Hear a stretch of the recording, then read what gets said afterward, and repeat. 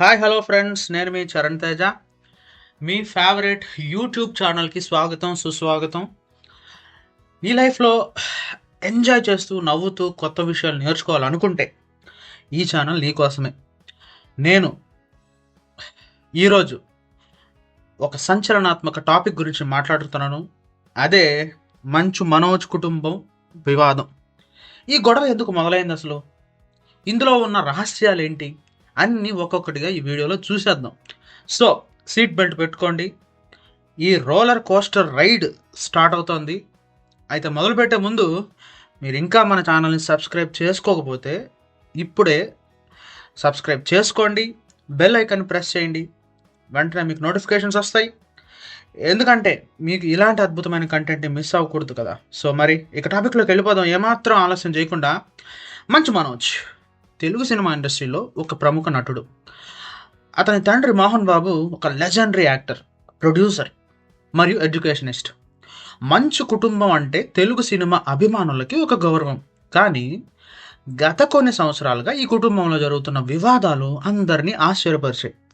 ఈ వివాదం మంచు మనోజ్, అతని తండ్రి మోహన్ బాబు గారి మరియు అతని సోదరుడు విష్ణు మంచు మధ్య ఉన్న సమస్యల చుట్టూ తిరుగుతోంది. సో ఈ గొడవ ఎక్కడ మొదలైంది, అసలు ఏం జరిగింది? Let's dive in.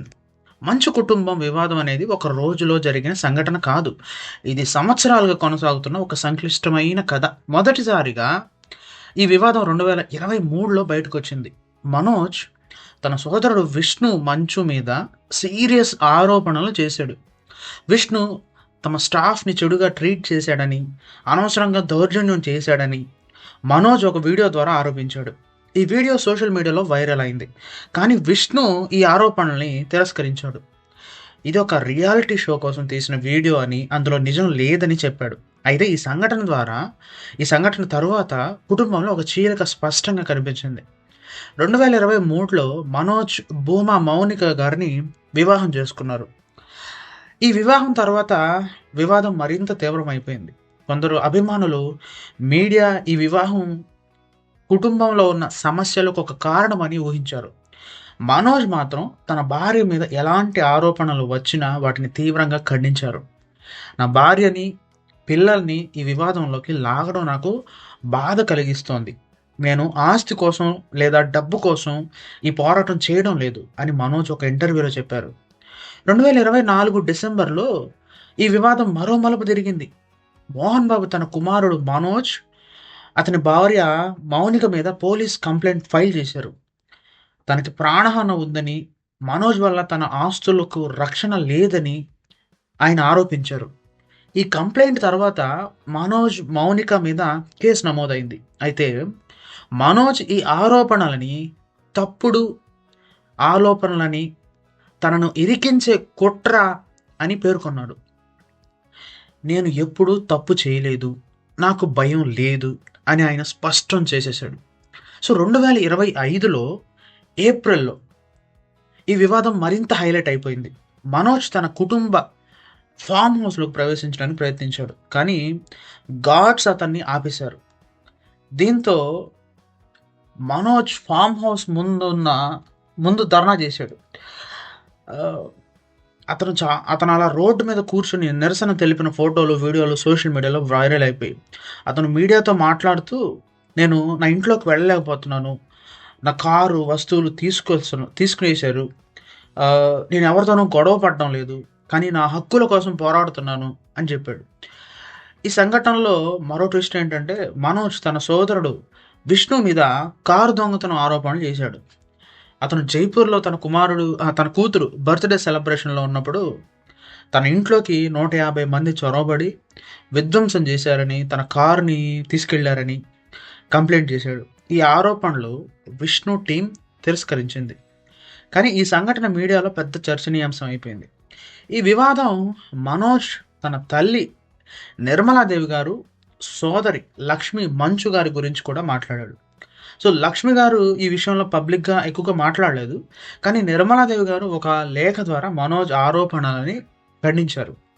మనోజ్ చెప్పినవి తప్పుడు ఆరోపణలు, విష్ణు ఎలాంటి తప్పు చేయలేదు అని ఆమె అన్నారు. ఈ లేఖ కూడా సోషల్ మీడియాలో వైరల్ అయింది. ఈ వివాదంలో ఆస్తి విషయం కూడా ఒక పెద్ద పాయింట్‌గా చర్చించబడుతోంది. మంచు కుటుంబం వద్ద ఉన్న విస్తారమైన ఆస్తులు, వ్యాపారాలు, మోహన్ బాబు యూనివర్సిటీ వంటివి ఈ గొడవకి కారణమని కొందరు ఊహిస్తున్నారు. కానీ మనోజ్ ఈ ఆరోపణలని తోసిపుచ్చాడు. నేను ఆస్తి కోసం లేదా డబ్బు కోసం పోరాడడం లేదు. నేను నా హక్కుల కోసం, న్యాయం కోసం పోరాడుతున్నాను అని ఆయన స్పష్టం చేశాడు. సో, విష్ణు మంచు భార్య విరానిక రెడ్డి గారు కూడా ఈ వివాదంలో తన అభిప్రాయాన్ని వ్యక్తం చేశారు. ఈ గొడవ మా పిల్లల మీద చెడు ప్రభావం చూపిస్తుంది. వాళ్ళు భయపడుతున్నారు అని ఆమె ఒక ఇంటర్వ్యూలో చెప్పారు. సో, ఈ విషయం అభిమానులను కూడా కలిసివేసింది. సో, ఎందుకంటే ఈ వివాదం ఇప్పుడు వ్యక్తిగత స్థాయిని దాటి కుటుంబంలోని చిన్న పిల్లలను కూడా ప్రభావితం చేస్తుంది. మరో ఆసక్తికరమైన విషయం ఏంటంటే మనోజ్ తన ఫైట్ కేవలం కుటుంబ సభ్యుల గురించి మాత్రమే కాదని, మోహన్ బాబు యూనివర్సిటీలో జరుగుతున్న కొన్ని అన్యాయాల గురించి కూడా అని చెప్పారు.